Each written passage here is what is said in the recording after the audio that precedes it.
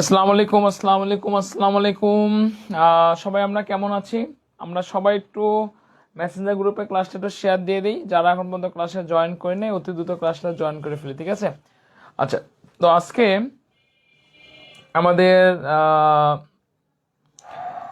আমাদের শিয়াবদা বলতে গেলে নাই বাইরে। আজকে কিন্তু তোমাদের সকলের প্রিয় আসন স্যার তপুদা আছে আমাদের সাথে। তপুদা কিন্তু আজকে সব ক্লাস ম্যানেজ করতেছে, ধন্যবাদ তপুদাকে।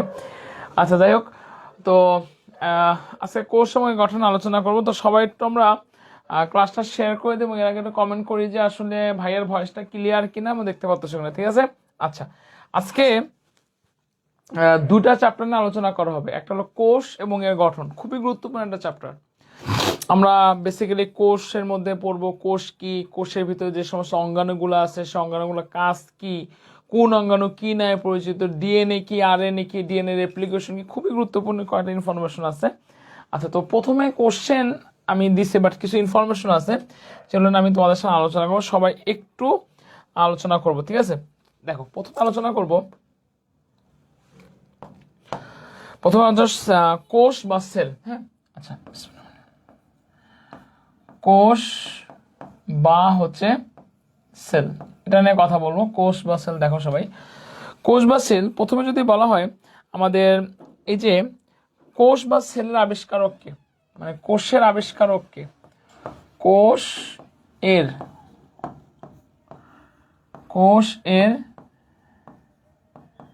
আবিষ্কারক কে, সবাই কমেন্টে জানাচ্ছে, বলো। আমাদের কোষ যে আছে, যে কোষটাকে সর্বপ্রথম কে আবিষ্কার করছে, সবাই কমেন্ট করবো। হ্যাঁ, কোষটাকে সর্বপ্রথম কে আবিষ্কার করছে, বলো। সবার কাছে আমি কমেন্টে জানবো, কোষটাকে সর্বপ্রথম কে আবিষ্কার করছে। কোষ সর্বপ্রথম আবিষ্কার করেন যে বিজ্ঞানী, তার হচ্ছে বিজ্ঞানী রবার্ট হুক। কোষ সর্বপ্রথম আবিষ্কার করেন যে বিজ্ঞানী, তার নাম হচ্ছে বিজ্ঞানী রবার্ট হুক। কত সালে ভাই? 1665 সালে। এটা কিন্তু তোমাকে খুব ভালো করে জানতে হবে, ঠিক আছে? কোষ বা সেল আবিষ্কার কে করেন? বিজ্ঞানী হচ্ছে রবার্ট হুক হচ্ছে আমাদের কোষ বা সেল আবিষ্কার করেন। তো বিজ্ঞানী রবার্ট হুক হচ্ছে কত সালে? 1665 সালে, ঠিক আছে? 1665 সালে সেল বা কোষ আবিষ্কার করেন। এবং এই যে কোষের যে আবিষ্কার করছে সে কোন গ্রন্থে লিপিবদ্ধ করেন? লিপিবদ্ধ করেন হচ্ছে সে মাইক্রোগ্রাফিয়া গ্রন্থে। কোন গ্রন্থে লিপিবদ্ধ করেন? মাইক্রোগ্রাফিয়া গ্রন্থে সে লিপিবদ্ধ করেন। মানে কোষের আবিষ্কারক হচ্ছে বিজ্ঞানী রবার্ট হুক এবং সে লিপিবদ্ধ করেন কোথায়? মাইক্রোগ্রাফিয়া গ্রন্থে লিপিবদ্ধ করেন, ঠিক আছে? আচ্ছা, এখন এই যে একটা পরীক্ষার মধ্যে কোশ্চেন দেন, সবাইটা অ্যান্সার করি। কোষ তত্ত্ব কে প্রদান করে, বলেন। কোষ তত্ত্ব প্রদান করেন কে? অ্যান্সার করেন সবাই।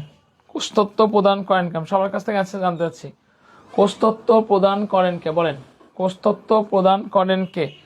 কোষ তত্ত্ব প্রদান করেন হচ্ছে বিজ্ঞানী স্লাইডেন ও সোয়ান।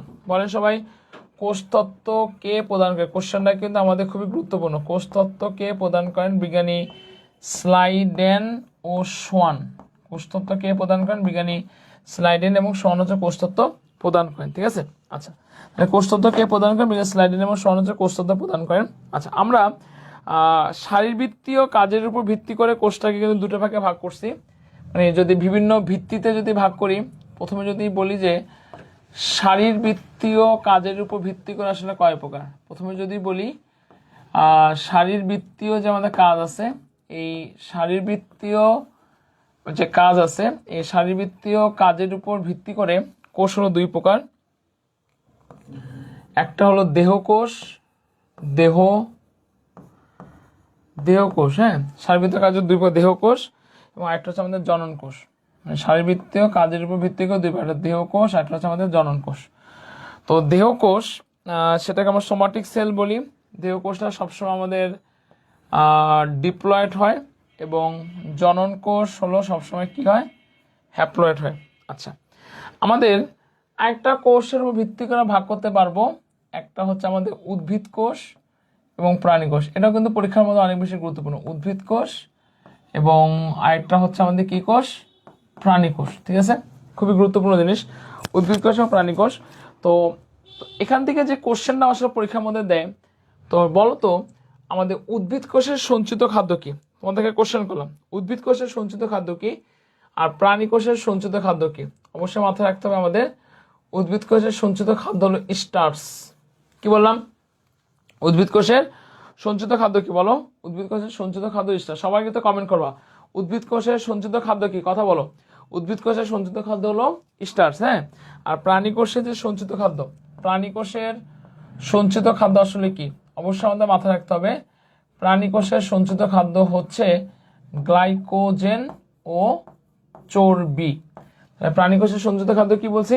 প্রাণী কোষের সঞ্চিত খাদ্য হচ্ছে গ্লাইকোজেন এবং হলো চর্বি। খুব গুরুত্বপূর্ণ। তাহলে উদ্ভিদ কোষের সঞ্চিত খাদ্য কি, প্রাণী কোষের সঞ্চিত খাদ্য কি পরীক্ষার জন্য কি অনেক বেশি গুরুত্বপূর্ণ। ঠিক আছে, আচ্ছা এখন আরেকটা কোশ্চেন থেকে পরীক্ষার মধ্যে এখানে কোশ্চেন আসে, কোষের আয়তন থেকে পরীক্ষার মধ্যে কোশ্চেন নেয়, মানে কোষের আয়তন, কার কোষের কি আয়তন আছে কি নাই, এগুলো থেকে আমাদের পরীক্ষার মধ্যে কিন্তু কোশ্চেন দেয়। কোষের আয়তন থেকে পরীক্ষার মধ্যে কোশ্চেন দেয়। দেখো পরীক্ষার মধ্যে আমাদের কোশ্চেন দিতে পারে সবচেয়ে বড় কোষ কি, সবচেয়ে ছোট কোষ কি। দেখো কোষের আয়তনের মধ্যে যে কোশ্চেনটা প্রায় সময় পরীক্ষার মধ্যে কোশ্চেন দেয়, সবচেয়ে সবচেয়ে বড় কোষ কোনটা, এটা একটা কোশ্চেন। অবশ্য মাথায় রাখতে হবে সবচেয়ে বড় কোষ হচ্ছে উট পাখির ডিম। সবচেয়ে বড় কোষ কি বললাম? উট পাখির ডিম। খুব একটা কমন কোশ্চেন পরীক্ষার মধ্যে দিতে পারে, হ্যাঁ। মানে উট পাখির ডিমটা হলো সবচেয়ে বড় কোষ। আবার যদি বলা হয় সবচেয়ে ছোট কোষ কি, এটা কিন্তু পরীক্ষার মধ্যে দেয়। সবাইটা আমার সাথে কমেন্ট করার চেষ্টা করো, সবচেয়ে বড় কোষ কি, সবচাইতে ছোট কোষ কি, সবচাইতে বড় কোষ কি, সবচাইতে ছোট কোষ কি। দেখো সবাই, সবচাইতে ছোট কোষ হচ্ছে আমাদের মাইকোপ্লাজমা। সবচাইতে ছোট কোষটার নাম কি বলছি? মাইকোপ্লাজমা। বান কোনো ভুল করা যাবে না। Mycoplasma gallisepticum, GALLISEP, septicum. ঠিক আছে, মাইকোপ্লাজমা গ্যালিসেপ্টিকাম। ঠিক আছে, যার আরেকটা নাম হচ্ছে যে PPLO। খুব গুরুত্বপূর্ণ জিনিস, কি নাম বলছি? PPLO। ঠিক আছে, PPLO ফুল অ্যাব্রিভিয়েশনটা কি বলা হচ্ছে যে প্লিউরো নিউমোনিয়া লাইক অর্গানিজম। ঠিক আছে, এটা হচ্ছে আমাদের সবচেয়ে ছোট কোষ। তাহলে সবচেয়ে বড় কোষ কি, সবচেয়ে ছোট কোষ কি, এটা পরীক্ষার মধ্যে কি বলতো বাচ্চা বাচ্চা, এগুলো অনেক বেশি গুরুত্বপূর্ণ। ঠিক আছে, আচ্ছা এখন দেখো আরেকটা কোশ্চেন পরীক্ষার মধ্যে কোশ্চেন দেয়, উদ্ভিদের মধ্যে সবচাইতে বড় কোষ কি বলো? আমাদের যে উদ্ভিদ কোষ, হ্যাঁ, এই উদ্ভিদ কোষের মধ্যে সবাই তো কমেন্ট করবা, উদ্ভিদ কোষের মধ্যে সবচেয়ে বড় কোষ কোনটি বলো? উদ্ভিদ কোষের মধ্যে সবচেয়ে বড় কোষ, সবাইটা কমেন্ট করো, বলো উদ্ভিদ কোষের মধ্যে সবচেয়ে বড় কোষ কোনটি। সবার কাছ থেকে আমি কমেন্ট জানতে চাচ্ছি, উদ্ভিদ কোষের মধ্যে সবচেয়ে বড় কোষ কোনটি। আমি বলে দিচ্ছি, উদ্ভিদ কোষের মধ্যে সবচেয়ে বড় কোষ হচ্ছে এক বিশেষ ধরনের শৈবাল। উদ্ভিদ কোষের মধ্যে এক বিশেষ ধরনের বড় কোষ শৈবাল। তো কোন শৈবাল ভাই? অবশ্যই মাথায় রাখবা এসিটাবুলারিয়া নামক শৈবাল। কোন শৈবাল বলছি? এসিটাবুলারিয়া। এই শৈবালটা সবচেয়ে বড় কোষ। উদ্ভিদের মধ্যে সবচেয়ে বড় কোষটা কি বলছে? এসিটাবুলারিয়া নামক হলো শৈবাল। ঠিক আছে, আচ্ছা এখন আমি যদি আদর্শ একটা উদ্ভিদ কোষকে যদি আপনাদের সামনে ধরতে চাই, উদ্ভিদ কোষ যে আমাদের আসে, হ্যাঁ, তো উদ্ভিদ কোষ সবাই একটু লক্ষ্য করবেন। উদ্ভিদ কোষ নিয়ে যদি আমি একটা কথা বলতে চাই, আমাদের উদ্ভিদ কোষে কিন্তু কি কি অংশ আছে দেখেন সবাই। উদ্ভিদ কোষের মধ্যে আমাদের জড় অংশ আছে, তাই না? অবশ্যই জড় অংশ থাকবে। এবং উদ্ভিদের মধ্যে আমাদের সজীব অংশ থাকবে, জড় অংশ থাকবে এবং সজীব বস্তু থাকে। দেখেন, তো উদ্ভিদ কোষের মধ্যে যে সজীব বস্তু, তো নর্মালি উদ্ভিদ কোষের মধ্যে সজীব বস্তুকে আমি কি বলবো? অবশ্যই সেটাকে আমি প্রোটোপ্লাজম বলবো, তাই না? অবশ্যই এটা কিন্তু মাথায় রাখতে। উদ্ভিদ কোষের মধ্যে যে সজীব অংশ দেখা যায়, ওর কথা উদ্ভিদ কোষের মধ্যে সজীব অংশটাকে আমরা কি বলবো? প্রোটোপ্লাজম বলবো। আচ্ছা, আর উদ্ভিদ কোষের মধ্যে আমরা দুই ধরনের জড় অংশ দেখতে পারি।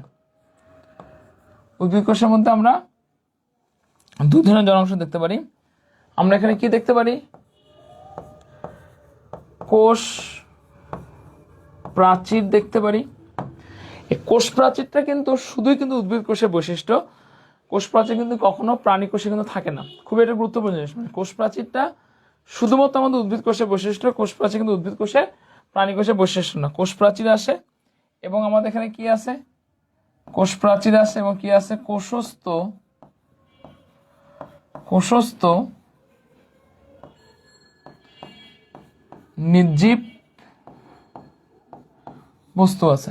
কোষ প্রাচীর আছে এবং কোষস্থ নির্জীব বস্তু আছে। তো কোষস্থ নির্জীব বস্তু আমরা তিন ধরনের জিনিস দেখতে পারবো। 1, 2, 3। কি কি আছে এখানে? আমাদের বেশ কিছু সঞ্চিত পদার্থ আছে। তারপর আমাদের এখানে কি পদার্থ আছে? নিঃসৃত পদার্থ আছে। এরপর আমাদের কি পদার্থ আছে?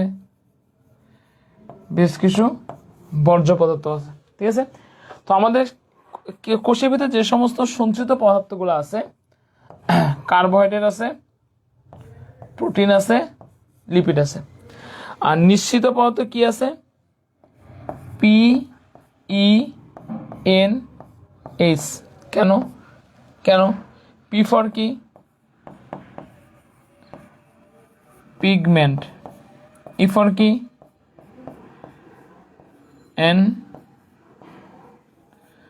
এন ফর কি?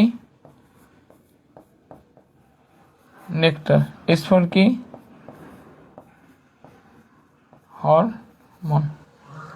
ঠিক আছে? আর বর্জ্য পদার্থ কি কি আছে? রেজিন,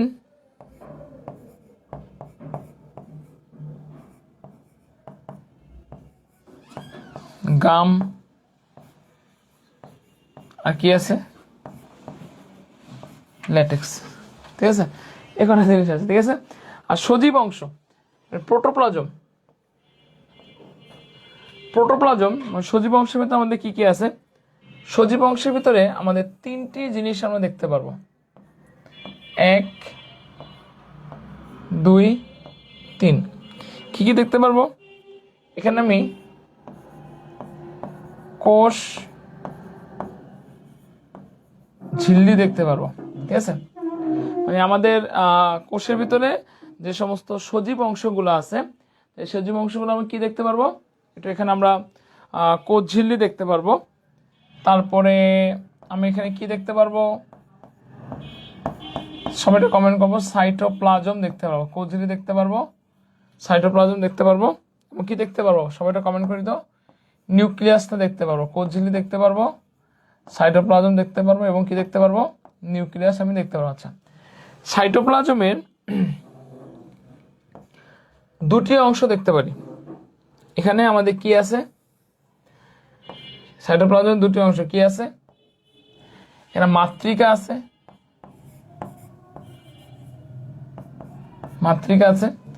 সাইটোপ্লাজমের মধ্যে কি আছে? বেশ কিছু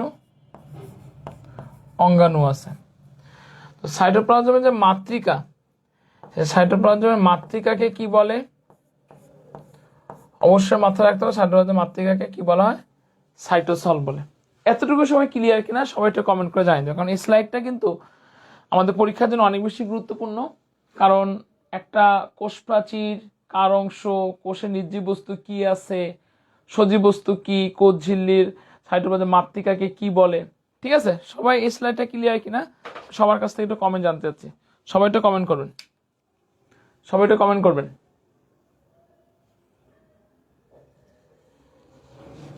সবাই ক্লিয়ার কিনা একটু কমেন্ট করবেন। ঠিক আছে? আচ্ছা, এরপর দেখো আমি দেখেন আমি যেটা তবে সাথে আপনাদের সাথে আলোচনা করতে চাচ্ছি সেটা হচ্ছে যে আমাদের এই যে যদি বলা হয় অ্যান্সার করবেন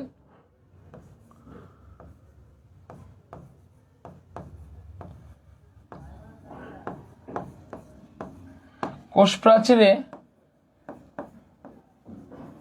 হেমি সেলুলোজ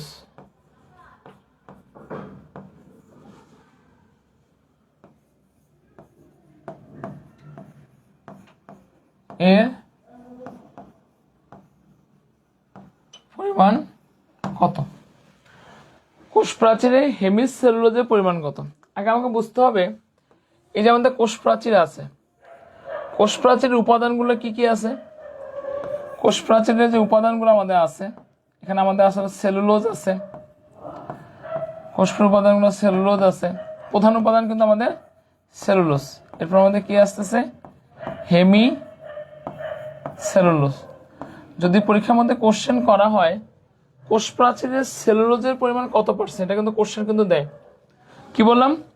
কোষ প্রাচীরে সেলুলোজের পরিমাণ কত পার্সেন্ট? সবাই একটু কমেন্ট করি আমরা, বলেন কোষ প্রাচীরে সেলুলোজের পরিমাণ কত পার্সেন্ট? অবশ্যই মাথায় রাখতে হবে কোষ প্রাচীরে সেলুলোজের পরিমাণ হলো 40%। আজকে থেকে বায়োলজির একটা টার্ম মনে রাখবেন, কোনো নামের শুরুতে যদি হেমি থাকে, কি বললাম?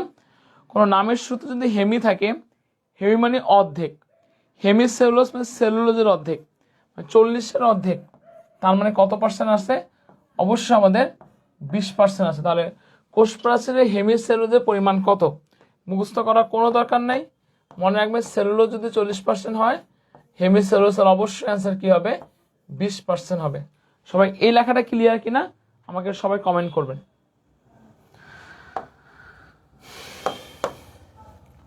এরপর দেখেন যেটা আমি একটু কথা যদি বলি, কোষ প্রাচীরের সূক্ষ্ম গঠনের যদি কথা বলি, এখানে যেটা নিয়ে একটু কথা বলতে চাই আপনাদেরকে, কোষ প্রাচীরের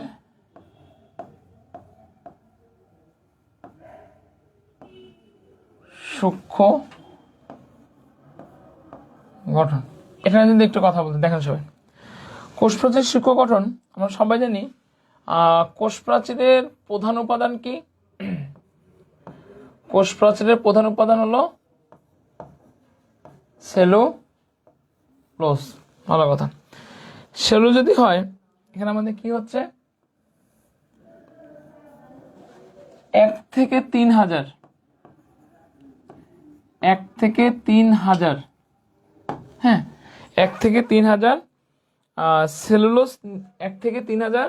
আমি কিন্তু কোষ প্রাচীরের একদম সূক্ষ্ম গঠনটা আলোচনা করতে পারি, এখানে পরীক্ষার মধ্যে কোশ্চেন দেয় 1 থেকে 3000 সেলুলোজ নিয়ে আমাদের কি হয় বলেন তো? সেলুলোজ চেইন হয়। তো পরীক্ষার মধ্যে যে কোশ্চেন দেয় কয়টা সেলুলোজ নিয়ে সেলুলোজ চেইন হবে, অবশ্যই মাথায় রাখতে হবে 1 থেকে 3000 সেলুলোজ নিয়ে আমাদের কি হচ্ছে? সেলুলোজ চেইন হচ্ছে। আচ্ছা, আর 100টা কয়টা?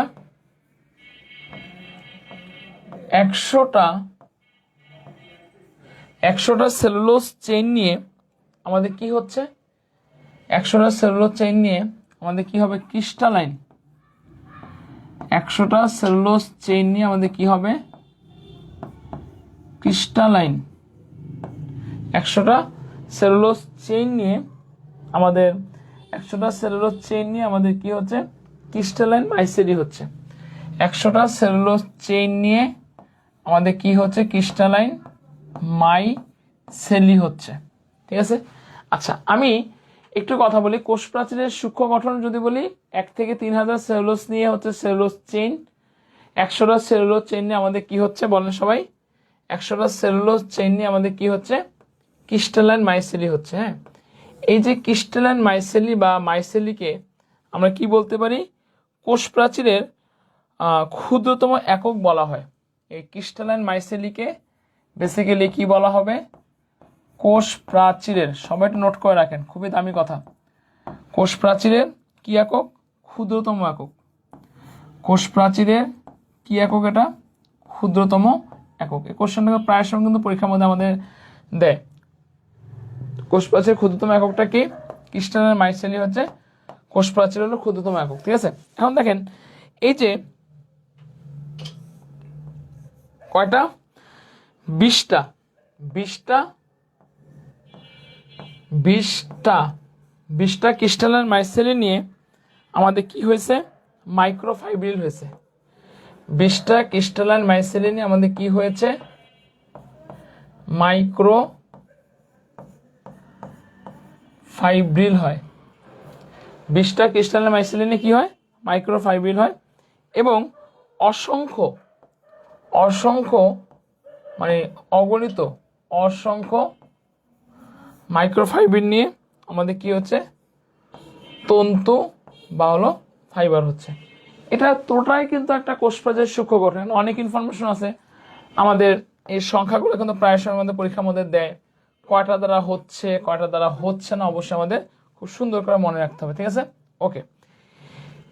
এরপরে আমি একটু যদি আপনাদের সামনে কথা বলতে চাই, আমরা সবাই জানি রাইবোজোম সার্বজনীন অঙ্গাণু। পরীক্ষার মধ্যে কোশ্চেন যদি বলা হয়, সবাইটা অ্যান্সার করবেন। কোষের সার্বজনীন অঙ্গাণু কোনটি? সবার কাছ থেকে আমি অ্যান্সার জানতে চাচ্ছি, বলেন কোনটা হচ্ছে কোষের সার্বজনীন অঙ্গাণু? তার মানে কি, আমাদের কোনটা হচ্ছে আমাদের আদি কোষেও আছে, কোনটা আমাদের প্রকৃত কোষে আছে। মানে কোন অঙ্গাণুটা হচ্ছে আমাদের সার্বজনীন, মানে কি সবার ক্ষেত্রেই আছে, মানে কোন অঙ্গাণুটা আমাদের সবার জন্য আসে, তা আদি কোষে নাকি প্রকৃত কোষে? সবাইটা কমেন্ট করবেন কোনটা আমাদের সবার ক্ষেত্রে আছে। অবশ্যই মাথায় রাখতে হবে, সার্বজনীন অঙ্গাণু হচ্ছে অবশ্যই রাইবোজোম। খুবই গুরুত্বপূর্ণ একটা কোশ্চেন। রাইবোজোমটা হচ্ছে সার্বজনীন অঙ্গাণু। আচ্ছা, এখন রাইবোজোম কিন্তু আমরা সবাই দুই ধরনের হতে পারে। কি হতে পারে? 70S হতে পারে, 80S হতে পারে। এটা বেসিক কথা, পরীক্ষার মধ্যে দেয়। তো 70S মানে কি? 30S প্লাস 50S, ভাইকে যোগ না, এটা ভেদ বা ইউনিট। আর 60S মানে কি? 80S মানে কি? 60S plus 40S। ঠিক আছে, আমরা 70S রাইবোজোম কোথায় পাবো এবং হচ্ছে যে 80S রাইবোজোম সবাই জানি। কোষের সার্বজনীন অঙ্গাণু আমরা কাকে বলতেছি?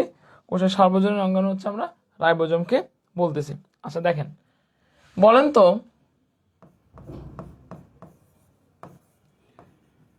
সবাই অ্যান্সার করবেন, কোষের ট্রাফিক পুলিশ কে?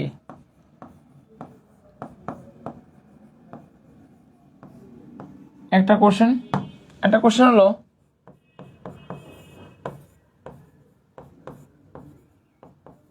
কোষের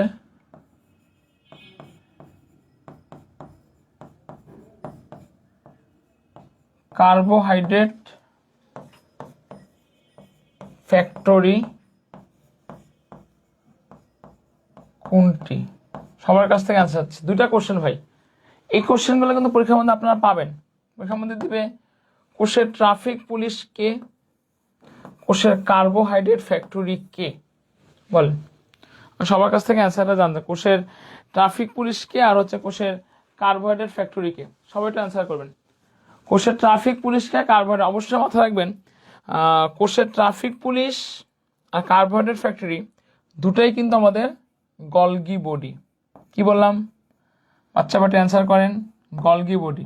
তাহলে পরীক্ষার মধ্যে কোশ্চেন, কোষের ট্রাফিক পুলিশকে দিল যে রাইবোজোম,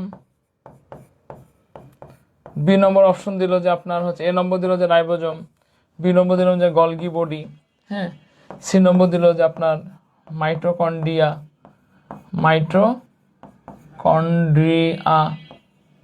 ঠিক আছে, এবং 2 নম্বর দিল যে আমার হলো সেন্ট্রিওল। 4টা অপশন দিল, তাহলে অ্যান্সার কোনটা হবে ভাই? কোষের ট্রাফিক পুলিশকে বা কার্বোহাইড্রেট ফ্যাক্টরি, অবশ্যই অ্যান্সার কি হবে? Golgi body. আচ্ছা, মাইটোকন্ড্রিয়াকে আমরা কি বলতেছি? কোষের শক্তি ঘর বলি, তাই না? মাইটোকন্ড্রিয়াকে আমরা কি বলতেছি? Power house of the cell, মানে কি কোষের শক্তি ঘর বলি। আর সেন্ট্রিওল এ কি করে? অবশ্যই মাথায় রাখবেন সে কোষ বিভাজনে গুরুত্বপূর্ণ ভূমিকা রাখে। কোষ বিভাজনে, খুবই দামি কথাগুলো, কোষ বিভাজনে ভূমিকা রাখে। সবাই ক্লিয়ার কিনা বলবেন, এই স্লাইডটা সবাই ক্লিয়ার কিনা, আমি সবার কাছ থেকে তো কমেন্ট জানতে যাচ্ছি, সবাই ক্লিয়ার কিনা সবার কাছ থেকে কমেন্ট জানতে যাচ্ছি, বলবেন। ওকে, সবাই ক্লিয়ার কিনা বলবেন। দেখেন, আচ্ছা এখন দেখেন, সবাই যারা ক্লাসটা করতেছেন না সবাই ক্লাসে আসেন, সবাই ক্লাসে আসেন, ঠিক আছে। আচ্ছা বলেন তো, এখানে একটা কোশ্চেন দেয়, কোশ্চেনটা হচ্ছে যে, কোশ্চেনটা বলি, কোন দুটি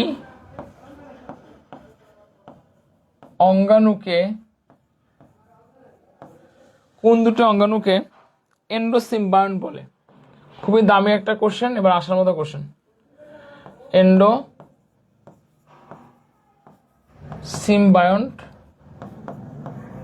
বলে, কি বলছে, কোন দুটি অঙ্গাণুকে? আচ্ছা আমি অপশন দিই, এ বি সি টি। কোন দুটি অঙ্গাণুকে এন্ডোসিম্বায়ন বলে? দিল যে প্লাস্টিড ও মাইটোকন্ড্রিয়া,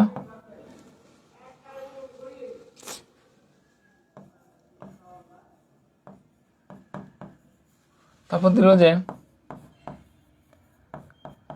প্লাস্টিড ও নিউক্লিয়াস,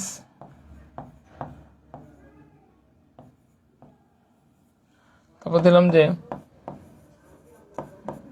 প্লাস্টিড ও রাইবোজোম,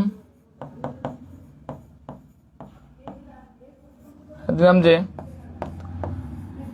প্লাস্টিড ও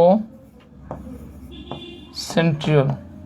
সবাই একটু অ্যান্সার চাচ্ছি, কোন দুটো অঙ্গাণুকে এন্ডোসিম্বায়ন্ট বা হচ্ছে আন্তঃমিথজীবী বলে? সবার কাছ থেকে অ্যান্সার চাচ্ছি, বলেন। সবাই একটু অ্যান্সার করবো। নওরিন জাহাজ শুরু অ্যান্সার আপনি জয়েন করেছেন, কোন দুটি অঙ্গাণুকে এন্ডোসিম্বায়ন বলে? আমি সবার কাছ থেকে একটু অ্যান্সার জানতে যাচ্ছি, সবাই অ্যান্সার করবেন। চুপচাপ করে বসে থাকলে কিন্তু হবে না ভাই, আমি কিন্তু বারবার বলতেছি, মনে করবেন যে আপনার অফলাইন লেভেলে ক্লাস করতেছেন, ঠিক আছে? বলে আমি কিন্তু একেবারে কোশ্চেন বানায় আপনাদেরকে শিখাই দিচ্ছি, কোশ্চেন তো আমার স্লাইডে আছেই, তারপর বানাচ্ছি। দেখেন, কোন দুটি অঙ্গাণুকে এন্ডোসিম্বায়ন বলে, বলেন আগে বুঝেন তো। এন্ডোসিম্বায়ন কথাটার মানে কি বাচ্চা বাটি?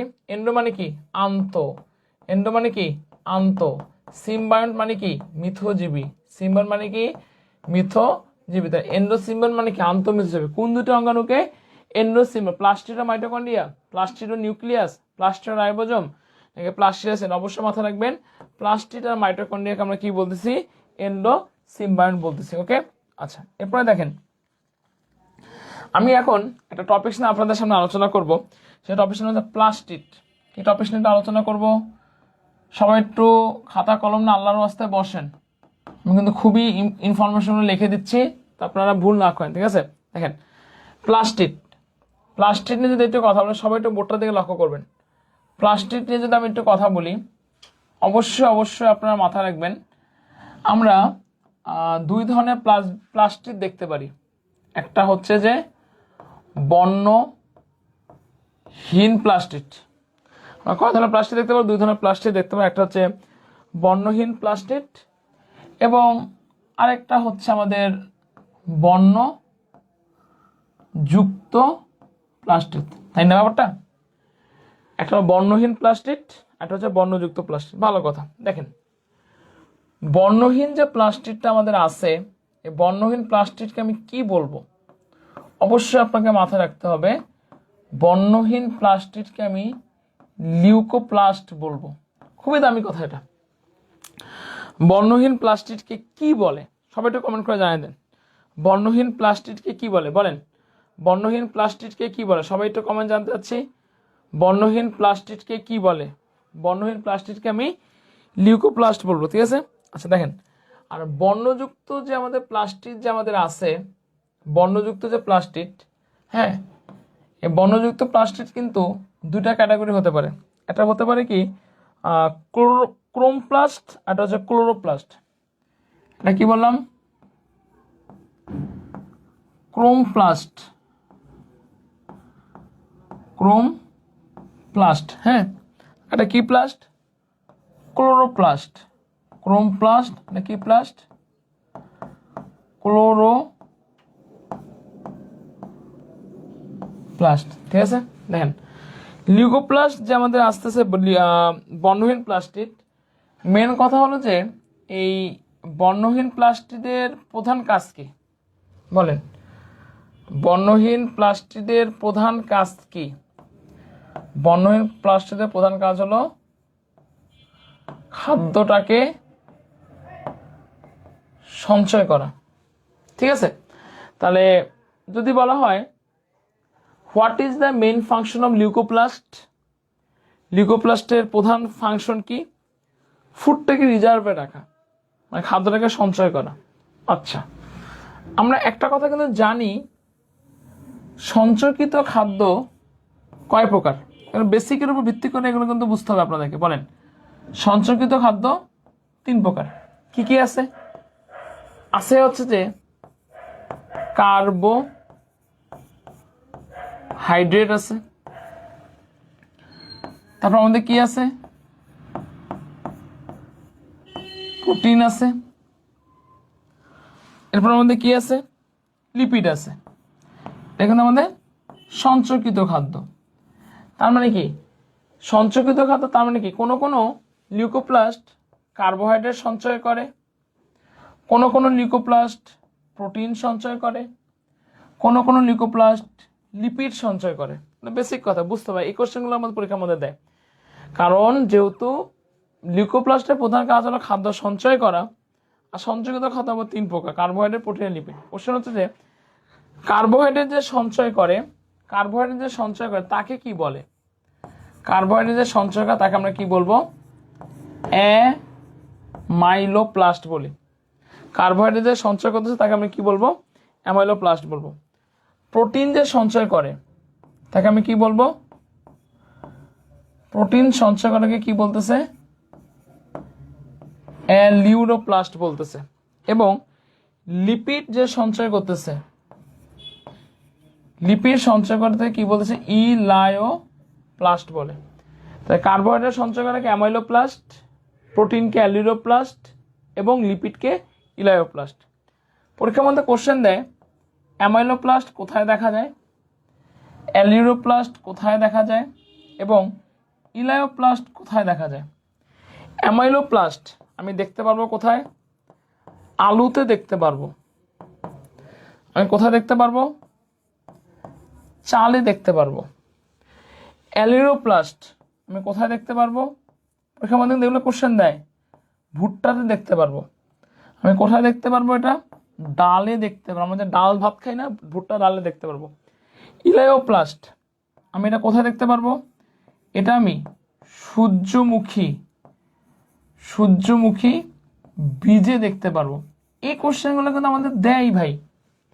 সূর্যমুখী বীজে কি পাওয়া যায়, ভুট্টাতে কি পাওয়া যায়, আলুতে কি পাওয়া যায়, চালে কি পাওয়া যায় এবং ডালে কি পাওয়া যায়। খুবই গুরুত্বপূর্ণ, যে একেবারে সুন্দর করে নোট করে দিচ্ছি। ঠিক আছে, সবাই এটা বুঝতে পেরেছেন কিনা আমি সবার কাছ থেকে কমেন্ট জানতে চাচ্ছি।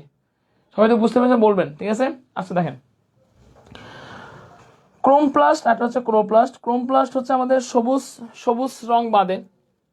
ক্রোমপ্লাস্ট কি বলেন তো বাচ্চা? ওটা সবুজ রং বাদে। তো ক্রোমপ্লাস্টের বেশ কয়টা ঘটনা আমাদের এখানে বুঝতে হবে। যেমন রোডোপ্লাস্ট,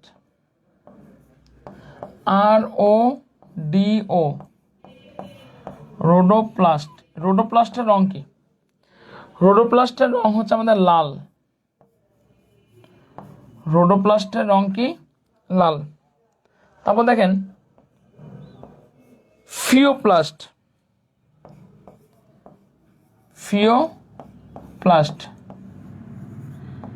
এই ফিওপ্লাস্টের রং কিরকম?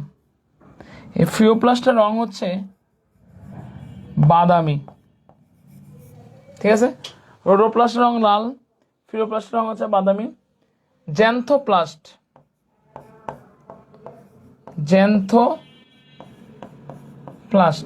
এর রং কি বলেন? পরীক্ষার মধ্যে দেয় জ্যান্থোপ্লাস্টের রং কি বলেন তো? হলুদ। ক্লিয়ার? সবাই স্লাইডটা ক্লিয়ার কিনা একটু কথা বলবেন, কারণ পরীক্ষার মধ্যে দেয় রে ভাই। কার্বোহাইড্রেট সঞ্চয়কারী কি বলে, তারপর অ্যামাইলোপ্লাস্ট কোথায় পাওয়া যায়, রোডোপ্লাস্টের রং কি, ফিওপ্লাস্টের রং কি, খুবই এগুলো কিন্তু প্রত্যেকটা ইনফরমেশন থেকেই আমাদের কোনো না কোনো বিশ্ববিদ্যালয় সেকেন্ড টাইম যেগুলো থেকে আসছিল। সবাই বুঝতে পেরেছেন কিনা সবাইটা কমেন্ট করবেন, সবাই ক্লিয়ার কিনা কথা বলবেন। তো কমেন্ট না করে বুঝতে পারবো না আপনারা বুঝতে পারতেছেন কি পারতেছেন না। হ্যাঁ, আমি সবার কাছ থেকে কমেন্ট আশা করতেছি, সবাই একটা কথা বলবেন। তামিদা, তানিম, নওরিন, জাহান, সুরভি, আরিয়ান, প্রিয়ন্তী, আবিবা, তাবাচ্ছুম, অপি, আমি সবার কাছ থেকে জানতে চাচ্ছি এটা আপনি বুঝতে পেরেছেন কিনা।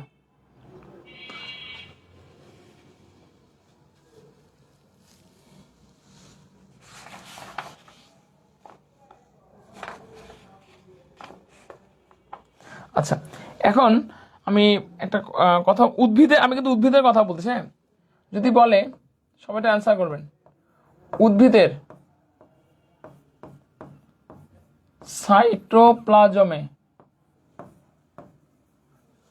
সাইটোপ্লাজমে সবচেয়ে বড় অঙ্গাণু কোনটা? এটা একটা কোশ্চেন, অ্যান্সার করবেন। উদ্ভিদের সাইটোপ্লাজম সবচেয়ে বড় অঙ্গাণু কোনটা? উদ্ভিদের সাইটোপ্লাজমের দ্বিতীয় বড় অঙ্গাণু কোনটা? এটা কোশ্চেন দেবেন। একটা দেবেন যে উদ্ভিদের সাইটোপ্লাজমে তৃতীয় অঙ্গাণু আসলে কোনটা? তিনটা কোশ্চেন, সবচেয়ে এটা উদ্ভিদের, প্রাণীর না কিন্তু ভাই, মানে উদ্ভিদের সাইটোপ্লাজমের মধ্যে সবচেয়ে বড় অঙ্গাণু কি, উদ্ভিদের সাইটোপ্লাজমের মধ্যে দ্বিতীয় বড় অঙ্গাণু কি, তৃতীয় বড় অঙ্গাণু কি? মাথায় রাখবেন, উদ্ভিদের সাইটোপ্লাজমের মধ্যে সবচাইতে বড় অঙ্গাণু হচ্ছে কোষ গহ্বর। ঠিক আছে, উদ্ভিদের সাইটোপ্লাজমের মধ্যে সবচেয়ে বড় অঙ্গাণু কোষ গহ্বর। উদ্ভিদের সাইটোপ্লাজমের মধ্যে দ্বিতীয় কি বলছি বলেন তো? প্লাস্টিড। কি বলছি?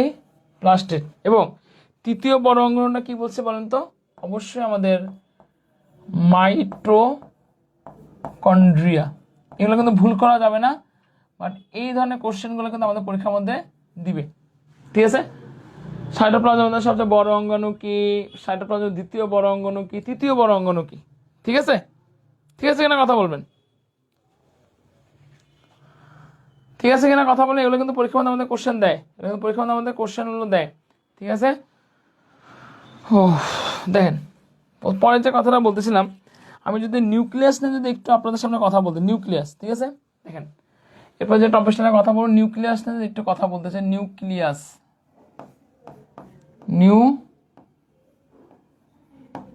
হ্যাঁ, এটা নিয়ে একটু কথা বলবো। এখান থেকে কি ধরনের কোশ্চেন আসতে পারে দেখেন সবাই। নিউক্লিয়াস, তো আমরা দেখেন নিউক্লিয়াসকে কি নামে ডাকি? যদি কেউ কোশ্চেন করে বলে কোষের প্রাণকেন্দ্রকে, বলেন কোষের প্রাণকেন্দ্রকে নিউক্লিয়াস। ঠিক আছে, যদি বলা হয় কোষের কেন্দ্রিকাকে, এই কোশ্চেনগুলো কিন্তু আমাদের পরীক্ষার মধ্যে দেয়।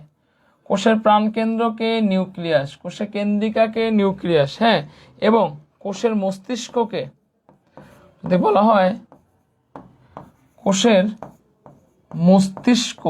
খুবই দামি এবং সুন্দর কথা। দেখেন, কোষের প্রাণকেন্দ্র নিউক্লিয়াস, কোষের কেন্দ্রিকা নিউক্লিয়াস, কোষের মস্তিষ্ক নিউক্লিয়াস। ঠিক আছে, আচ্ছা এখন দেখেন যদি বলি একটা কোষে, মানে সাধারণত একটি কোষে আমাদের কয়টি নিউক্লিয়াস থাকে? একটা নিউক্লিয়াস থাকে। একটা কোষে কয়টা নিউক্লিয়াস আছে? একটা আমাদের নিউক্লিয়াস আছে। হ্যাঁ, মানে একটা কোষে একটা আমাদের নিউক্লিয়াস আছে। এখন কথা হলো যে একটা কোষে আমাদের একটা নিউক্লিয়াস আছে, ভালো কথা। কথা হচ্ছে কোষে কিছু কিছু কোষ আছে যেখানে নিউক্লিয়াস নাই।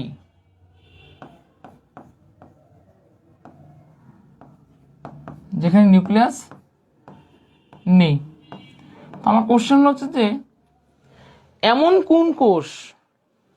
কোন কোষ যে কোষগুলোতে আসলে কোনো নিউক্লিয়াস নাই? সে নাম দুটো হচ্ছে যে পরিণত আরবিসি ও পরিণত শিবকোষ। ক্লিয়ার? পরিণত আরবিসি আর পরিণত শিবকোষে আমাদের কোনো কি নাই, নিউক্লিয়াস নেই। কথা হচ্ছে আমি কিন্তু একটা কথা বলছিলাম, একটা কোষে একটা নিউক্লিয়াস থাকে, কোনো কোষে নিউক্লিয়াস থাকে না। আবার কোনো কোষে মানে একটা কোষে কি আছে, একের বেশি মানে একাধিক কি আছে, নিউক্লিয়াস আছে। মানে একটা কোষে মানে একের বেশি আমাদের কি আছে, নিউক্লিয়াস আছে। হ্যাঁ, একের বেশি নিউক্লিয়াস থাকে, মানে একাধিক মানে একের বেশি আমাদের নিউক্লিয়াস থাকে। তো একের বেশি নিউক্লিয়াস আমাদের, সেটা আপনার উদ্ভিদ কোষে থাকতে পারে, তাই না? সেটা আপনার উদ্ভিদ কোষে থাকতে পারে, এবং সেটা আমার কোথায় থাকতে পারে, প্রাণী কোষে থাকতে পারে, তাই না ব্যাপারটা? মানে একটা কোষে একের বেশি নিউক্লিয়াস, উদ্ভিদ কোষে থাকতে প্রাণী কোষে থাকতে পারে। তো উদ্ভিদ কোষে যদি একের বেশি যদি নিউক্লিয়াস থাকে তাকে কি বলে, আর প্রাণী কোষে একের বেশি নিউক্লিয়াস থাকে তাকে কি বলে? অবশ্যই মাথায় রাখবেন, উদ্ভিদ কোষে একের বেশি যদি নিউক্লিয়াস থাকে, উদ্ভিদ কোষে একের বেশি নিউক্লিয়াস থাকলে কি বলা হয়, সিনোসাইট বলা হয়। খুবই গুরুত্বপূর্ণ একটা কথা। উদ্ভিদ কোষে একের বেশি যদি নিউক্লিয়াস থাকে তাকে কি বলে বলেন? উদ্ভিদ কোষে একের বেশি নিউক্লিয়াস থাকলে কি বলা হচ্ছে, সিনোসাইট বলা হচ্ছে। আর প্রাণী কোষে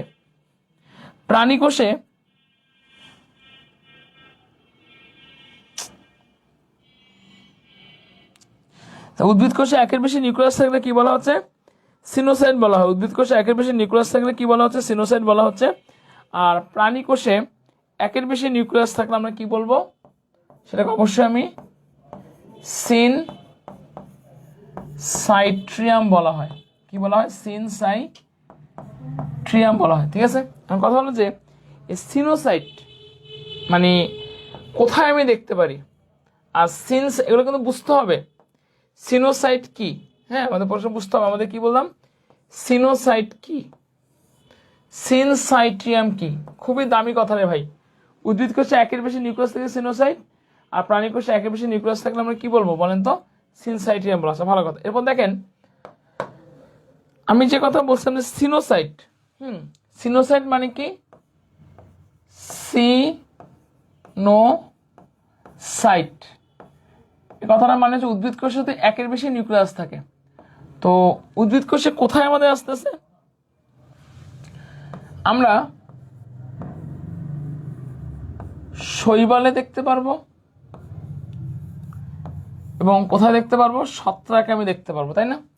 তো শৈবালে আমি তিন ধরনের শৈবালে আমি দেখতে পারবো এখানে, 1 2 3 তিন ধরনের শৈবাল কি কি আছে, ভাউসেরিয়াতে দেখতে পারবো, VAU ভাউসেরিয়া এটা দেখতে পারবো।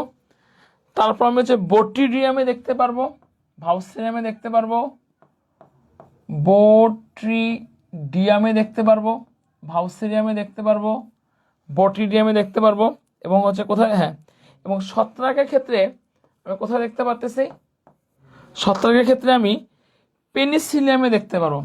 কোথায় দেখতে পারবো, পেনিসিলিয়ামে দেখতে পারবো। ঠিক আছে, এগুলো সিনোসাইট। সিনোসাইট মানে উদ্ভিদে যদি একের বেশি নিউক্লিয়াস থেকে সে ঘটনাটাকে আমি সিনোসাইট বলবো। হ্যাঁ, আর সিনসাইট্রিয়াম এটা আমি কাকে বলবো, প্রাণী কোষে যদি একের বেশি নিউক্লিয়াস থাকে। তো প্রাণী কোষে আমাদের একের বেশি নিউক্লিয়াস কোথায় কোথায় থাকে দেখেন,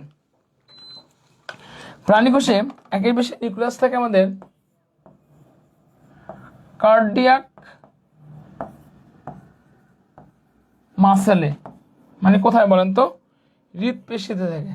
কোথায় থাকে, এগুলো কিন্তু আসার মতো কোশ্চেন। হ্যাঁ, ওকে, হৃদপেশিতে আমাদের থাকবে। ওকে, এরপরে দেখেন আপনাদেরকে যদি বলি আমাদের নিউক্লিয়াসটা সাধারণত দেখতে কিরকম হয়, এই কোশ্চেনগুলো কিন্তু দেয়।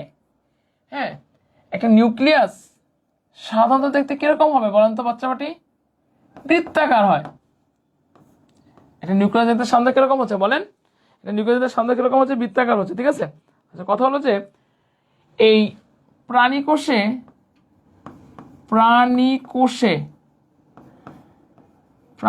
নিউক্লিয়াসটা কোথায় থাকে?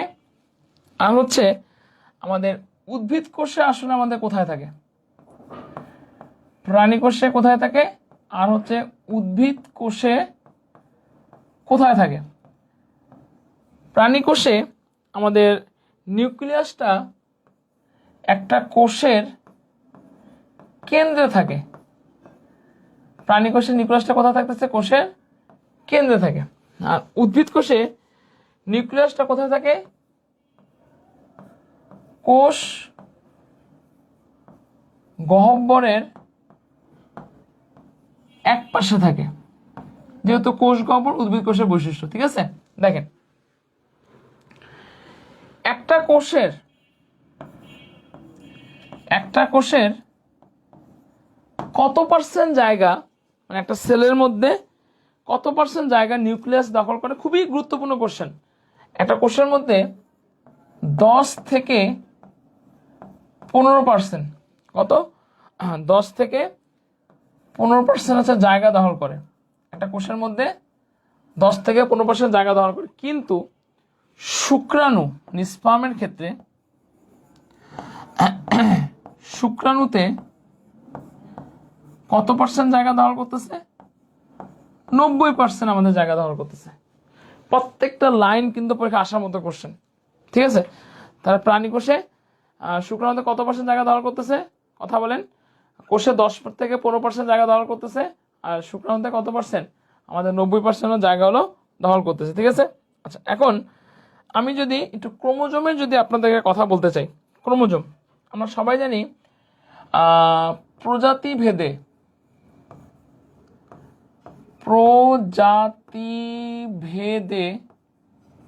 দেখেন কি বললাম, প্রজাতি ভেদে আমাদের 2টা থেকে 1600টা, কটা বললাম?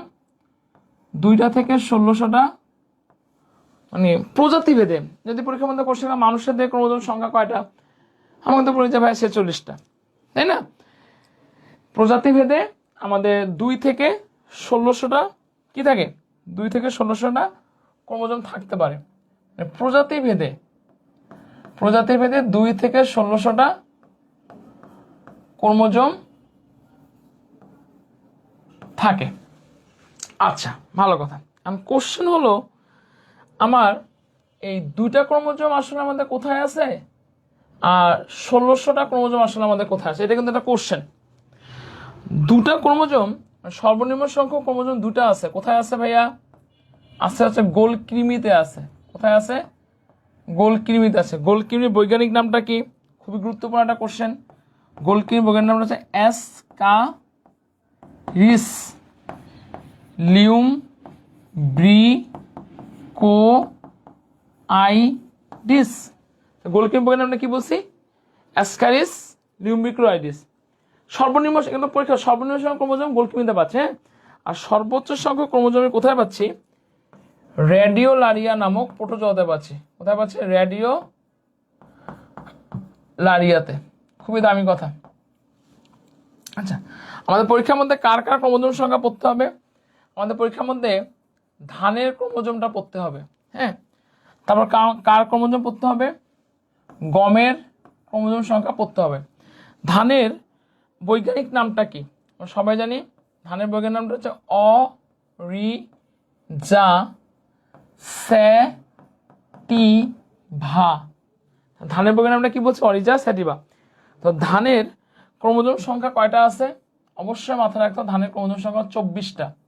আমি এভাবে মনে রাখতাম, ধানের কেজি 24 টাকা, ঠিক আছে। গমের বৈজ্ঞানিক নামটা কি বলছে? ট্রাইটিকাম অ্যাস্টিভাম। গমের বৈজ্ঞানিক নামটা কি বলছি? ট্রাইটিকাম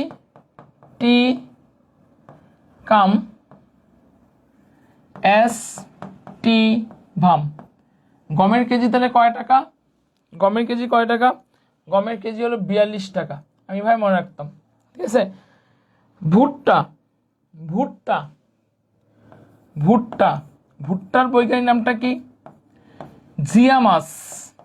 আমি লিখে দেওয়ার কারণটা হচ্ছে যাতে আপনারা লেখেন, হ্যাঁ, আমরা চাইলে কিন্তু স্লাইডে দিতে পারতাম, কেন দিচ্ছি আপনারা লেখেন খাতার মধ্যে আমার সাথে। ভুট্টা বৈজ্ঞানিক নামটা কি বলছি?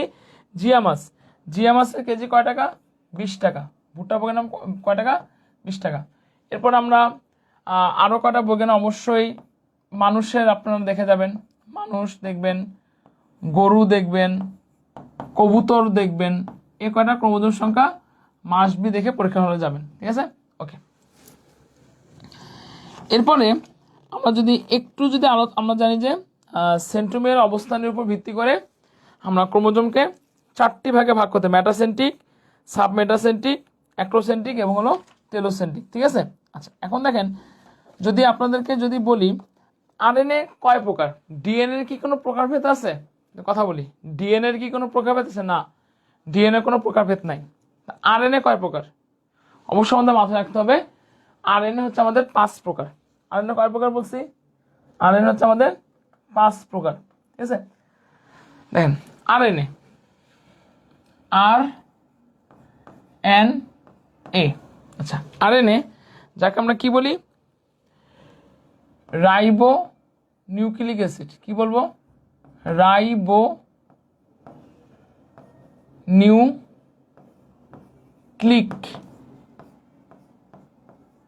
Ribo nucleic acid. আরএনএ পূর্ণরূপে রাইবো নিউক্লিক অ্যাসিড, ঠিক আছে? দেখেন আরএনএ, আরএনএ কয় প্রকার ভাই বলেন? আরএনএ কয় প্রকার?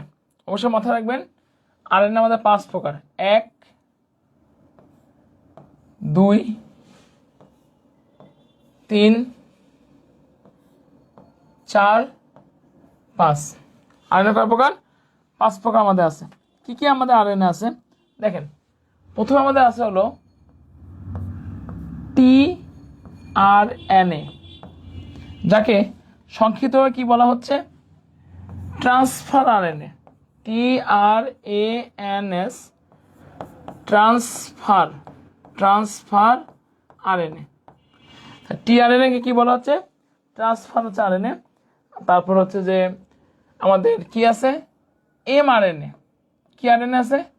এমআরএনএ। এমআরএনএ এর ফুল অ্যাব্রিভিয়েশনটা কি বলেন? আরএনএ তো 5 প্রকার, ডিএনএ তো কোনো প্রকারভেদ নেই, তাই না? এমআরএনএ, এমআরএনএ ফুল অ্যাব্রিভিয়েশনটা কি? মেসেঞ্জার আরএনএ নাকি হোয়াটসঅ্যাপ আরএনএ?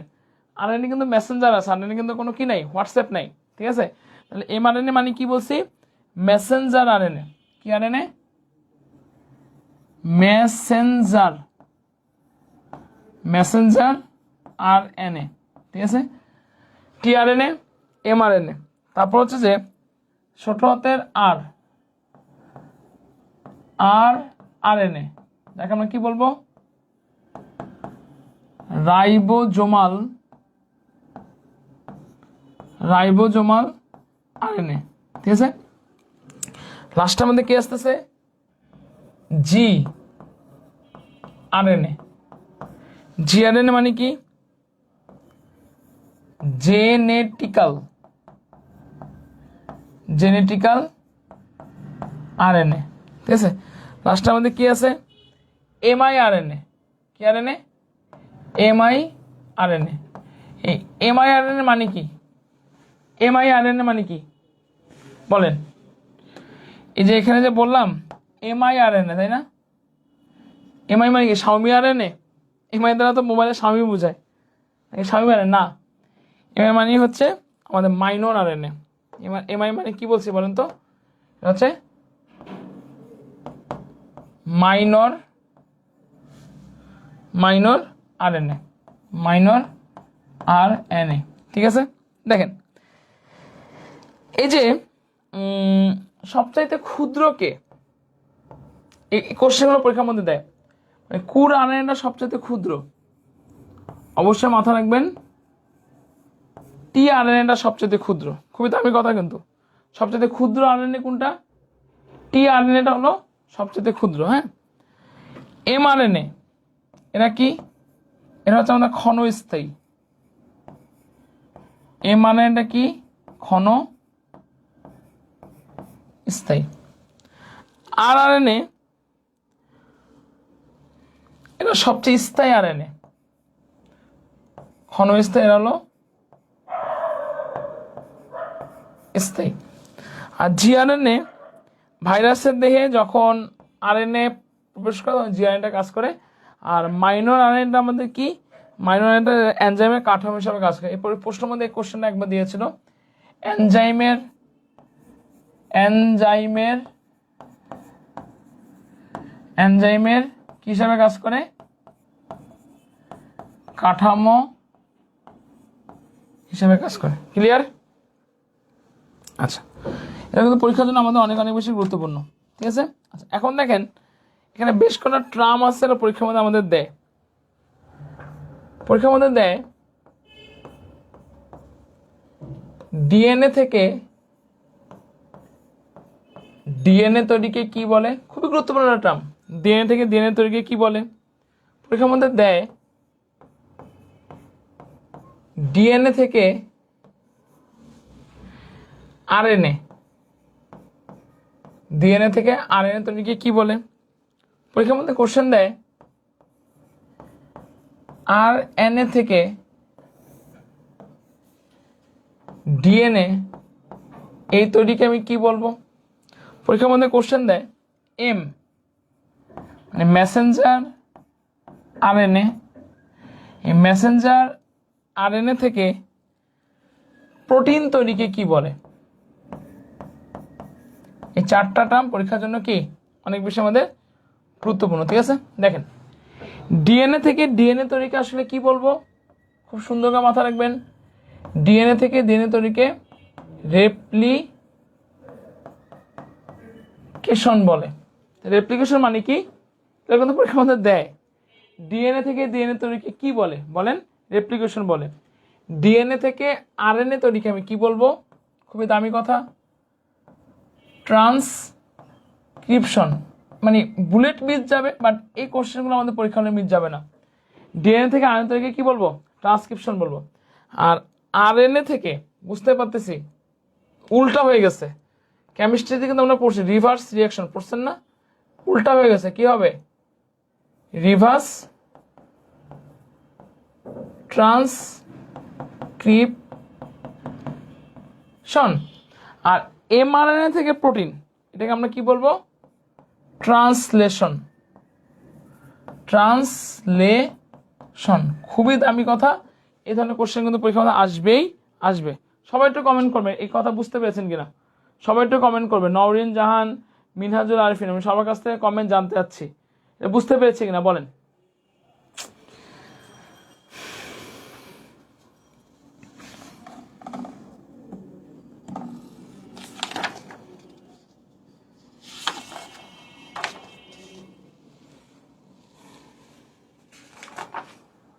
আচ্ছা এখন দেখেন আমি যেটা নিয়ে কথা বলি আপনাদের সামনে, কোডন। এখান থেকে কোশ্চেন পরীক্ষার মধ্যে কোডন, কোডন কয়টা আছে বলেন? অবশ্যই মাথায় রাখতে, কোডন হচ্ছে আমাদের 64, 64টা ডিস্ট্রিক্ট, 64টা কোডন আছে। তো কোডন হচ্ছে আমাদের দুই ধরনের কোডন আমরা দেখতে পারবো, 1 2। কি কোডন আছে আমাদের এখানে? সেন্স কোডন আছে, আর কি কোডন আছে? নন সেন্স কোডন। দুই ধরনের কোডন আছে, সেন্স কোডন আর হলো নন সেন্স কোডন। ঠিক আছে, দেখেন নন সেন্স কোডন কিন্তু আমাদের 3টা। নন সেন্স কোডন কয়টা? 3টা। কি কি আছে? U A A, U A G, U G A, nonsense codon. এইগুলাকে আমরা আরেকটা নামে দেখতে পারি, কি বলতে পারি এটাকে? এটাকে আমরা স্টপ কোডন বলি। পরীক্ষার মধ্যে কিন্তু এই কোশ্চেনগুলো দেয়, আপনাদের পরীক্ষার মধ্যে দিতে পারেন, এটা কিন্তু স্টপ কোডন নয়, এগুলো হচ্ছে আমাদের স্টপ কোডন। ঠিক আছে, আর হচ্ছে আমাদের এই যে সেন্স কোডন, সেন্স কোডন কয়টা? 61টা। কয়টা? চেঞ্জ করুন কয়টা 61টা 61 প্লাস 3 কয়টা 64টা ঠিক আছে। যেমন দেখেন এখানে কি আছে এ ইউ জি, এটা কি প্রকাশ করে ম্যাথিউনিন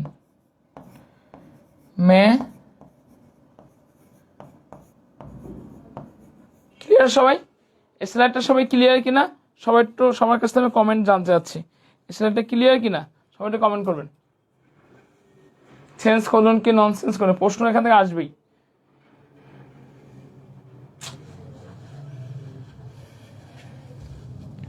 আচ্ছা এখন আমি কোশ্চেন সলভে চলে যাব। দেখেন সবাই একটু আমরা কোশ্চেনে অ্যান্সার করবো ঠিক আছে, সবাই একটু আমরা কোশ্চেনে অ্যান্সার করবো।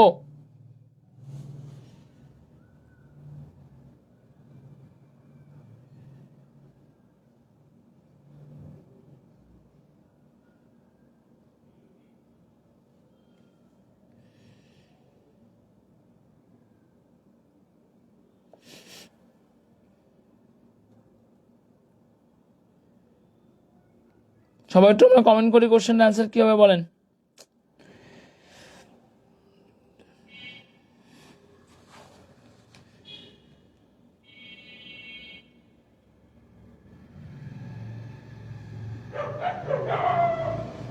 আচ্ছা তো আমাদের কোশ্চেনে কি দেওয়া আছে আমরা একটু লক্ষ্য করি। সবাই একটু আমরা কোশ্চেন সলভে চলে আসবো। কোশ্চেন নামকরণ কে করে সবাই একটু আমরা অ্যান্সার করবো ঠিক আছে, ঝটপট করে সবাই একটু অ্যান্সার করবো দেখি। কোশ্চেন নামকরণ কে করে বলেন, Robert Hooke, Antony van Leeuwenhoek নাকি কে? অবশ্যই কোশ্চেন নামকরণ কে করে? বিজ্ঞানী রবার্ট হুক কোষের নামকরণ করেন। পরের কোশ্চেন চলে আসে দেখি কি দেওয়া আছে। কোনটি কোষের সঞ্চিত পদার্থ? আমরা জানি যে কোষের সঞ্চিত পদার্থ হলো কার্বোহাইড্রেট, কোষের সঞ্চিত পদার্থ হচ্ছে প্রোটিন, কোষের সঞ্চিত পদার্থ হচ্ছে লিপিড। তার মানে কি কোনটি কোষের সঞ্চিত? হ্যাঁ সবগুলো, অবশ্যই আনসার কি হচ্ছে, এটা হলো সবগুলো হচ্ছে, তাই না? ওকে পরের কোশ্চেন দেখি। কোষ প্রাচীরের ক্ষুদ্রতম গাঠনিক একক কোনটি বলেন? আমি কিন্তু পড়াইছি আমি আপনাদেরকে। কোষ প্রাচীরের ক্ষুদ্রতম গাঠনিক একক কি? অবশ্যই মাথা রাখবেন, কোষ প্রাচীরের ক্ষুদ্রতম গাঠনিক একক হচ্ছে মাইসেলি। ক্লিয়ার? ওকে পরের কোশ্চেনে চলে আসবো। কোষ থেকেই কেবল কোষের সৃষ্টি হয়, কে বলেছিল বলেন? প্রশ্ন হলো কোষ থেকে কেবল কোষের সৃষ্টি হয়, এ কথাটা কোন বিজ্ঞানী বলছে? কোষ থেকে কেবল কোষের সৃষ্টি হয়, এটা কে বলছে? ফ্লেমিং না, আলেকজান্ডার ফ্লেমিং তো আমাদের পেনিসিলিন আবিষ্কার করেন, এও বলেন নাই। রুডলফ ভার্সাও, কে বলছে? রুডলফ ভার্সাও। এই মহান বিজ্ঞানী কি বলছে? এই মহান বিজ্ঞানী বলছে যে কোষ থেকেই কেবল কোষের সৃষ্টি। ঠিক আছে পরের কোশ্চেনে চলে আসবো। কোষের কোন অঙ্গাণুকে ট্রাফিক পুলিশ বলে? আমি সবার কাছ থেকে অ্যান্সার জানতে চাই, পরের কিন্তু এটা। কোষের কোন অঙ্গাণুকে ট্রাফিক পুলিশ বলে? রাইবোজোমকে তো আমরা সার্বজনীন অঙ্গাণু বলতেছি, রাইবোজোমকে আমরা কি বলতেছি বলেন? রাইবোজোমকে আমি কি অঙ্গাণু বলতেছি? সার্বজনীন অঙ্গাণু। ঠিক আছে লাইসোজোম একে আমরা আত্মঘাতী থলি বলি। কি বলি? আত্মঘাতী থলি বলি। ঠিক আছে আর মাইটোকন্ড্রিয়াকে আমরা কি বলি? শক্তি ঘর বলি, তাই না? কি বলি? শক্তি ঘর বলি। আর গলগি বডি এটাকে আমরা কি বলবো? ট্রাফিক পুলিশ বলবো। কোষের ট্রাফিক পুলিশ অথবা কি বলা হয়?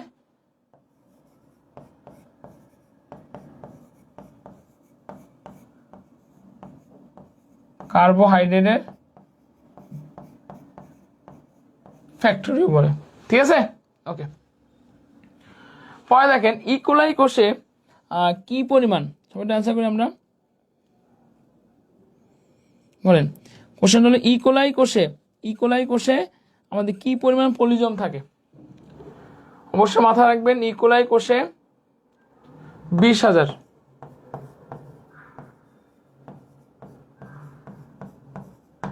সাতের অ্যান্সার হলো বি। পরের কোশ্চেন চলে আসবো। কোষের কার্বোহাইড্রেট ফ্যাক্টরি, পরে সেটা কিন্তু কোষের কার্বোহাইড্রেট ফ্যাক্টরি বা ট্রাফিক পুলিশ, কাকে বলবো বাচ্চাটি বলো তো? গলগি বডিকে বলা হয়। কাকে বলা হচ্ছে? গলগি বডিকে বলা হচ্ছে। ঠিক আছে, পরের কোশ্চেন দেখো, কোষের স্বপ্রজননক্ষম অঙ্গাণু কোনটা? আমি সবার কাছ থেকে অ্যান্সার আছে, বলো কোষের স্বপ্রজননক্ষম অঙ্গাণু কোনটা? আচ্ছা শোনো, কোষের স্বপ্রজননক্ষম ক্লোরোপ্লাস্ট কোষের স্বপ্রজননক্ষম অঙ্গাণু না, গ্লাইকোলজিনো না, গলগি বডি না।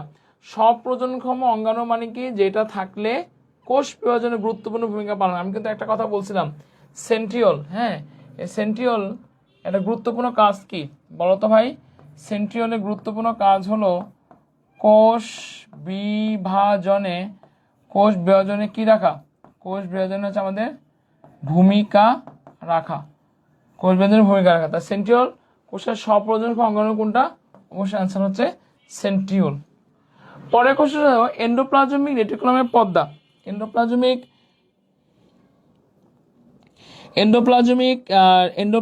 রেটিকুলামের পর্দা কোন জাতীয়? এন্ডোপ্লাজমিক রেটিকুলামের পর্দা কোন জাতীয়? প্রোটিন না, লিপিড না, ফসফোলিপিড না। আনসার কি হবে? অবশ্যই লিপোপ্রোটিন। ঠিক আছে, পরের কোশ্চেন হবে এন্ডোপ্লাজমিক রেটিকুলামের গঠনগত প্রকার নয় কোনটি? মানে কোনটি এন্ডোপ্লাজমিক রেটিকুলামের গঠনগত প্রকারভেদ নয়? বলেন কোনটি এন্ডোপ্লাজমিক রেটিকুলামের গঠনগত প্রকারভেদ নয়? সবার কাছ থেকে অ্যান্সার জানতে, কোনটি এন্ডোপ্লাজমিক রেটিকুলামের গঠনগত প্রকারভেদ নয়? দেখেন, এন্ডোপ্লাজমিক রেটিকুলামে আমাদের সিস্টার্নি, ভেসিকল, টিউবুলাস। হ্যাঁ, এন্ডোপ্লাজমিক রেটিকুলাম কিন্তু 3 প্রকার। এন্ডোপ্লাজমিক রেটিকুলাম গঠনগত প্রকার নয়, মানে এন্ডোপ্লাজমিক রেটিকুলামের মধ্যে আমাদের কি আছে? এখানে আমরা পাবো সিস্টার্নি পাবো, হ্যাঁ প্রকারভেদ, সিস্টার্নি পাবো।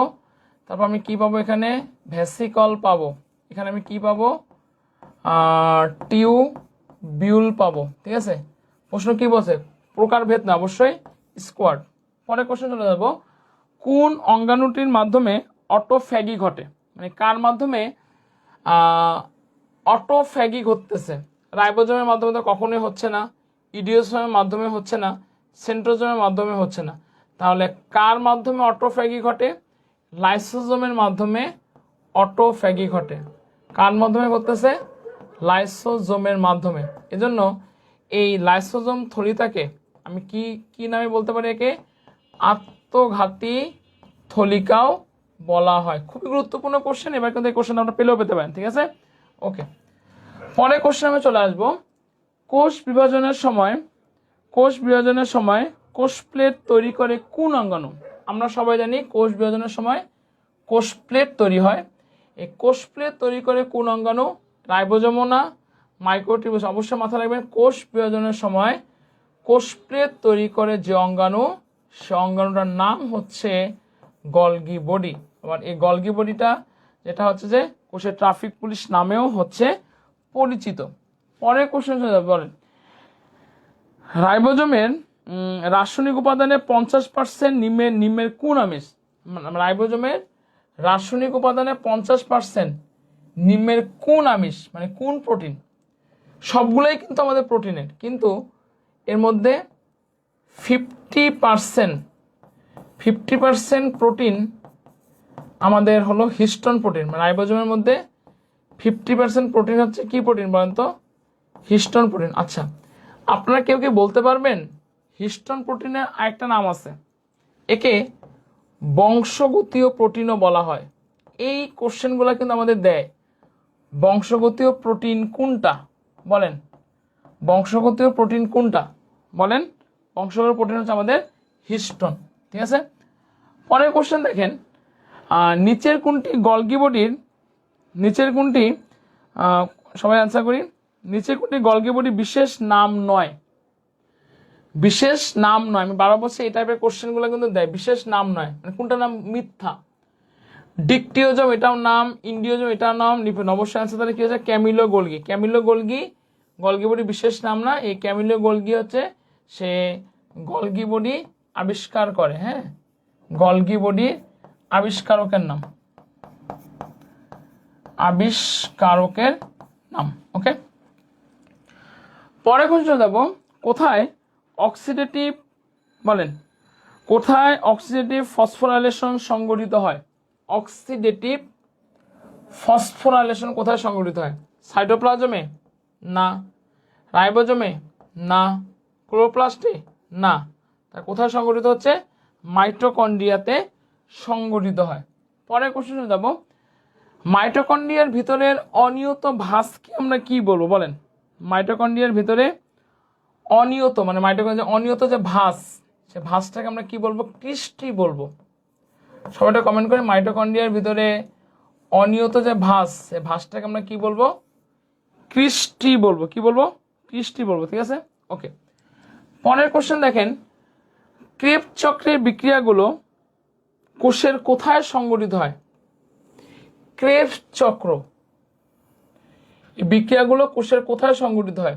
আমরা জানি গ্লাইকোলাইসিসের 4টা ধাপ, গ্লাইকোলাইসিস, এসিটাইল কোএসিসটি, ক্রেবস চক্র। এই ক্রেবস চক্রটা আমাদের ক্লোরোপ্লাস্টে সংগঠিত হয় না, সাইটোপ্লাজমে সংগঠিত হয় না, রাইবোজোমে তো কখনোই সংগঠিত হয় না। অবশ্যই কোন জায়গায় সংগঠিত হচ্ছে? আমাদের মাইটোকন্ড্রিয়াতে সংগঠিত হয়। ঠিক আছে, আচ্ছা। পরের কোশ্চেন বলি, প্রোটিন সঞ্চয়কারী লিউকোপ্লাস্টকে কি বলে? খুবই একটা দামি কোশ্চেন। প্রোটিন মানে যে লিউকোপ্লাস্টটা প্রোটিন সঞ্চয় করে, সেই লিউকোপ্লাস্ট আমি পড়াইছি, কিন্তু প্রোটিন সঞ্চয়কারী লিউকোপ্লাস্ট যে আমাদের আসতেছে, অবশ্যই সেটাকে আমরা কি বলবো?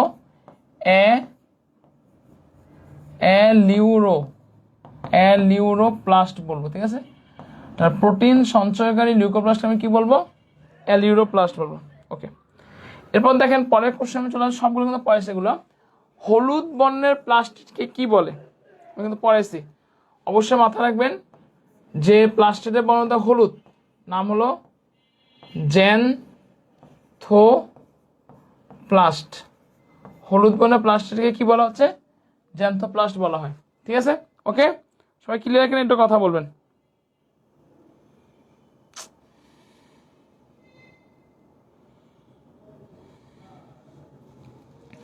এই চ্যাপ্টারটা সবাই ক্লিয়ার কিনা কথা বলবেন। এরপর আমি পরের চ্যাপ্টারে চলে আসবো, ঘাস ফড়িং নিয়ে চলে আসবো।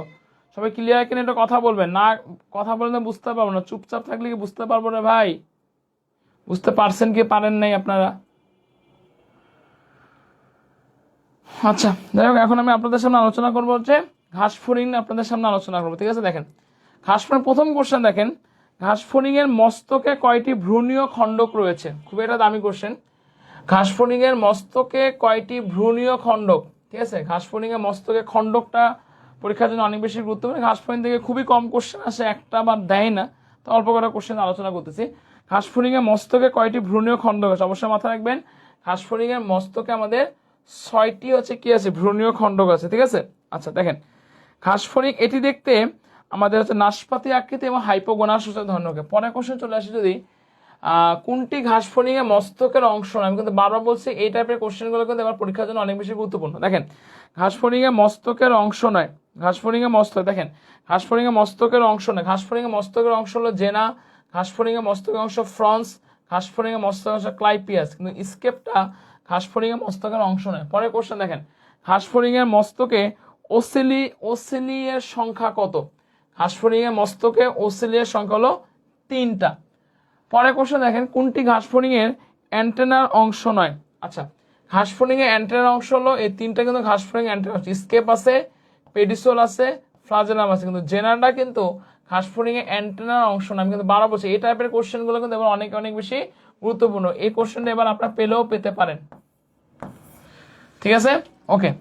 পরের কোশ্চেন দেখেন, ঘাস ফড়িং এর সরলাক্ষী কয়টা? সবাই একটু কমেন্ট করার চেষ্টা করে বলেন, ঘাস ফড়িং এর সরলাক্ষী কয়টা? ঘাস ফড়িং এর সরলাক্ষী কয়টা? 2টা, 1টা, 3টা না গেছেন? অবশ্যই মাথায় রাখবেন ঘাস ফড়িং এর সরলাক্ষী হচ্ছে 3টা। ঠিক আছে, পরের কোশ্চেনে ঘাস ফড়িং এর পায়ের অংশ কোনটা? সবাই একটু অ্যান্সার করি। ঘাস ফড়িং এর পায়ের অংশ, দেখেন ঘাস ফড়িং এর পায়ের অংশগুলো কি কি আগে আমাকে সেটা আগে জানতে হবে। দেখেন ঘাস ফড়িং এর পায়ের অংশগুলো কি কি আছে? ঘাস ফড়িং এর পায়ের অংশ আসলে কক্সা আছে। ঘাস ফড়িং এর পায়ের অংশ কি আছে? কক্সা আছে। ঘাস ফড়িং এর পায়ের অংশ কি আছে? ট্রোকেন্টার আছে। ঘাস ফড়িং এর পায়ের অংশ কি আছে? ট্রোকেন্টার আছে। কক্সা আছে, ট্রোকেন্টার আছে। ঠিক আছে, তারপর ফিমার আছে, ফিমার টিবিয়া আছে, ফিমার টিবিয়া আছে, ফিমার টিবিয়া আছে, এবং কি আছে? টার্সাস আছে। ঠিক আছে, পায়ের অংশ কোনটা? অবশ্যই অ্যান্সার কি হবে? কক্সা হচ্ছে ঘাস ফড়িং এর পায়ের অংশ। পরের কোশ্চেন, কোনটি ঘাস ফড়িং এর স্টোমোডিয়ামের অংশ নয়? স্টোমোডিয়ামের অংশ নয়। গলবিল এটা অংশ, ক্রপ অংশ, গিজার্ড অংশ, ইলিয়ামটা অংশ না ভাই। ইলিয়াম কার অংশ? ইলিয়াম হচ্ছে যে ক্ষুদ্রান্তের অংশ অথবা হিপবোনের অংশ, বানানের কিন্তু ভিন্নতা থাকবে। পরের কোশ্চেন, ঘাসফড়িং এর পৌষ্টিক নালী মালপিজিয়ান নালিকার মূল কাজ কি? ঘাসফড়িং এর পৌষ্টিক নালীর মধ্যে একটা অংশ হচ্ছে মালপিজিয়ান নালিকা। আমরা সবাই জানি মালপিজিয়ান নালিকা হচ্ছে যে এটা রেচন তন্ত্রের একটা গুরুত্বপূর্ণ অংশ। তাহলে এটার প্রধান কাজ কি বলতো? রেচন।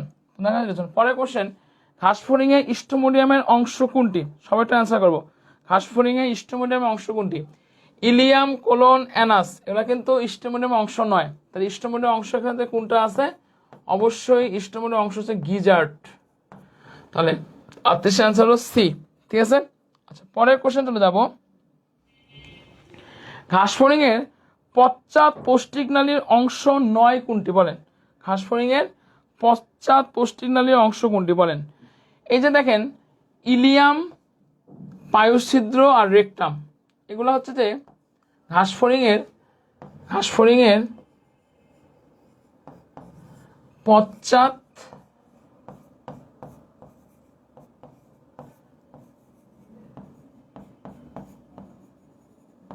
পৌষ্টিক নালীর